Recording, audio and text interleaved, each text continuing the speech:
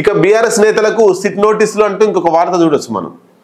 ఇప్పటిదాకా బీజేపీ నుంచి వెళ్ళి పోయి సిట్ ముందు వాంగ్మూలం ఇచ్చి వచ్చారు, కాంగ్రెస్ పార్టీకి సంబంధించి సిట్ ముందు వాంగ్మూలం ఇచ్చి వచ్చారు, ఆఫీసర్లు ఇచ్చిర్రు.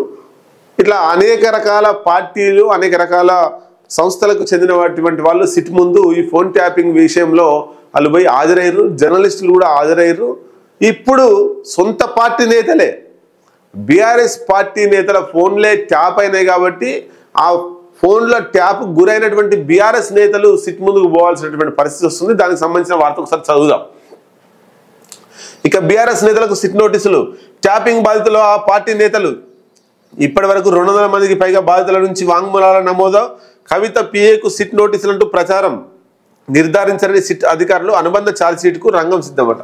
మొత్తం మీద మరి ఇప్పుడు బీఆర్ఎస్ పార్టీలో ఉండేటువంటి ఎవరైతే ట్యాపింగ్కు గురయ్యారో వాళ్ళు పోయి ఈ ట్యాపింగ్ జరిగింది నిజమే అని చెప్తారా, లేదా ఆ ట్యాపింగ్ జరగలేదని చెప్తారా?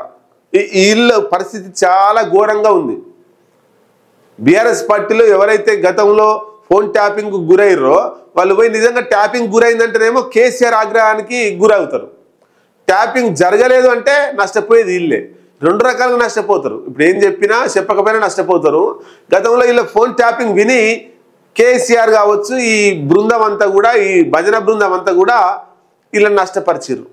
వీళ్ళు ఎక్కడికి పోతున్నారు, ఏం చేస్తున్నారు, ఎవరితో మాట్లాడుతున్నారు, ఏ రాజకీయ పార్టీతో సన్నిహితంగా ఉంటున్నారు అనేటువంటిది గమనించి వీళ్ళ ఫోన్లు ట్యాప్ చేసి వీళ్ళకి ఎంతో కొంత నష్టం చేయించింది కేసీఆర్, కేటీఆరే. ఇప్పుడు మళ్ళా సిట్ ముందుకు పోతే కేసీఆర్ పేరు చెప్పన్నా, ఫోన్ ట్యాపింగ్ అయిందని చెప్పన్నా, కాలేదని చెప్పన్నా, అయితే ఎవరు చేయించారని చెప్పాలి.